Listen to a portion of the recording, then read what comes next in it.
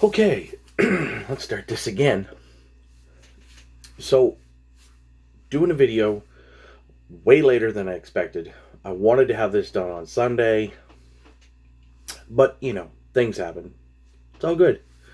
I do want to reiterate for those of you who are wondering where I have disappeared to. I have not completely disappeared. I just deactivated my Facebook for the next month or so. I haven't quite decided. I guess it's going to really depend on how things go over the next little while.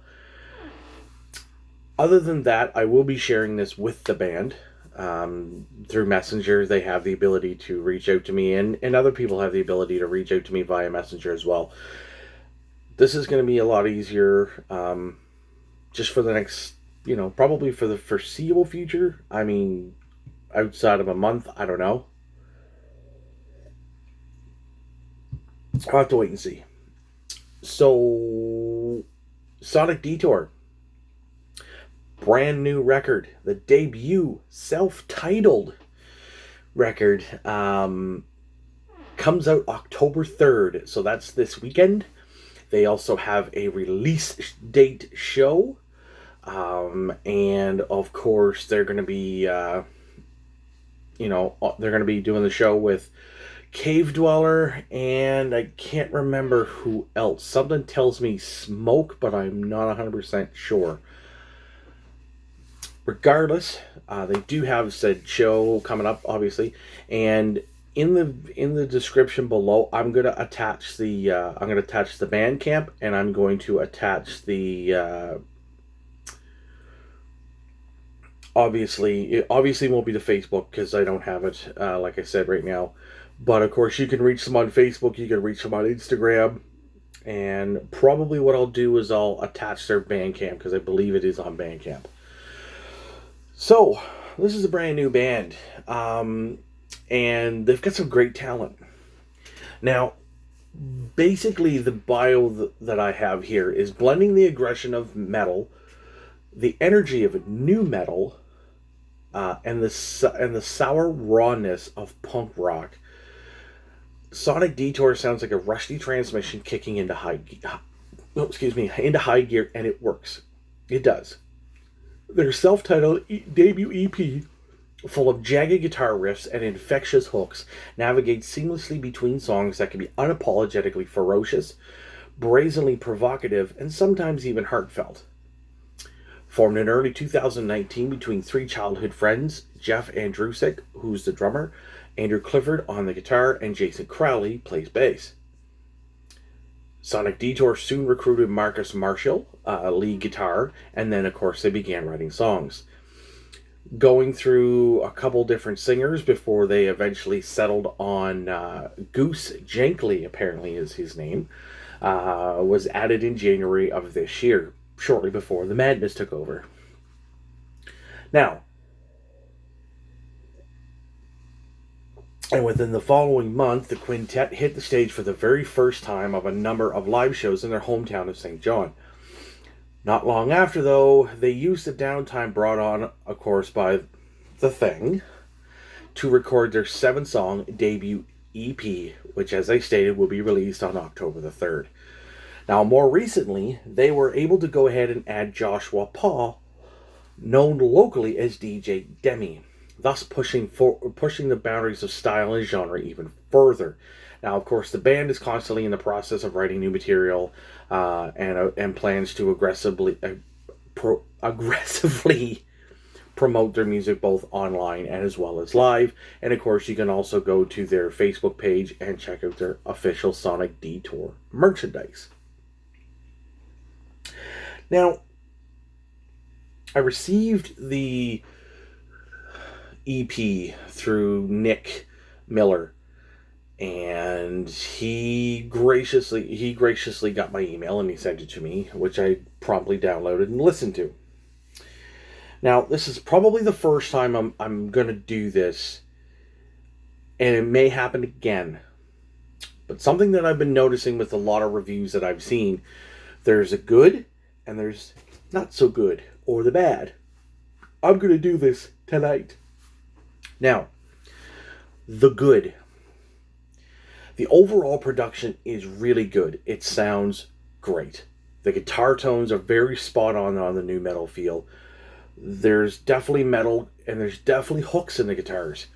Both Marcus and Andrew really have some great riffs. Um, of course, Jason Crowley's bass is very raw, nasty, with some distorted undertones. Like on Cliche, for instance, it almost sounds like he's running through a bit of a distortion or a fuzz pedal. Now, their debut single, Numb Tongue, which has, of course, a video release, is a mid-paced rocker with that hip-hop style of vocal approach to the verses. Marcus comes in with some great screaming on Numb Tongue. Now, A Gentleman So Supreme starts off with some killer bass grooves, some scratching from DJ Demi, funky beat by Jeff, and then of course the vocal shifts with the screams and the melodic, with the screams and the melody. Rise Up has a ripper of a scream, takes off with this very heavy approach, and then it comes back almost to sort of a Rage Against the Machine thing, with more of that hip hop flavorings. Now, what I do notice in this a lot is, from what I can hear, there's a lot of like rage. There's a lot of, they're not a lot of, but from what my ears are detecting, it's almost as if there's like some Deftones, which it's not a bad thing. It's just, I guess, at the end of the day, Deftones really aren't my thing, but that's fine, and that's what these guys are good at. These guys are really good at what they do. Now, other songs, and yet again, there's nothing wrong with this kind of thing. There's so much of the hip hop, and there's enough of the scratch, but there's also enough of the, the metal style delivery with the vocal too. Like, it's kind of angsty, but at the same time, the backup vocals from Marcus really accents what Goose himself is doing vocally. Now, what I will state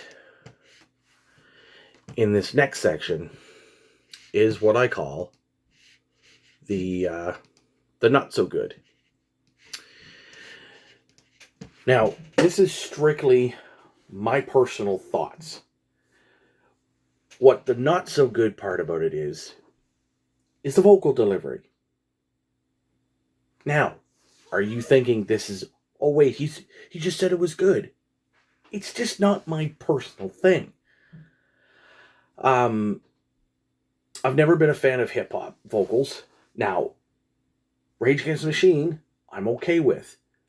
And I think that's because I really shouldn't say that Zach is bad, or, that hip hop approach is bad, because it's not. It's just not my personal thing.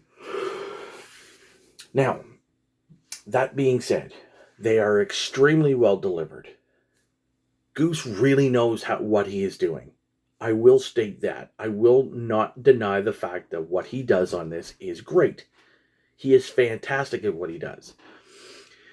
The mix is done well because Goose's vocal it's up front, it's very present, and it's not overdone in the mix. Like, it doesn't sound like a big old pile of shit. It sounds perfect in the mix. He's here, and the music is like, he's here, the music is here. So there's just enough of the music kind of coming in so that it doesn't sound like literally turn the music down on the mix and turn Goose all the way up. So as I said, it's not overall my cup of tea. Like I said, does that mean it's bad? No. Does it reflect in the score? Fuck no. Goose, if you're watching, this is not any slight against you. Literally, this is just my personal thing. I'm not a fan of the the hip hop thing. But you fucking did it good, kid. It's just that simple. Does that mean the record's bad? No, the record's not bad. And I want people to realize this when they watch this. I'm not tearing him apart. It's just, I don't do the hip hop thing. But that's fine. And the last but not least, essentially, what I do think of the record, it's a 4 out of 5.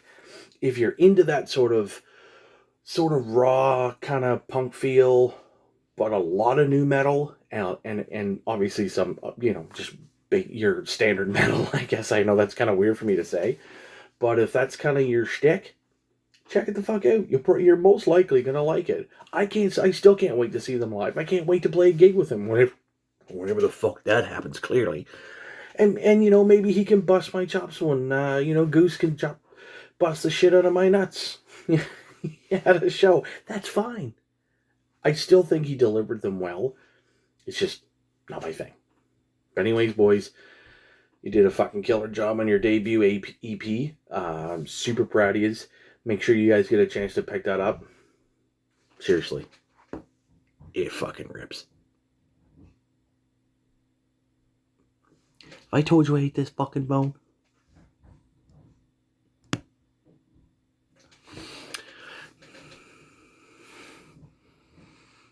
Over the stop sign.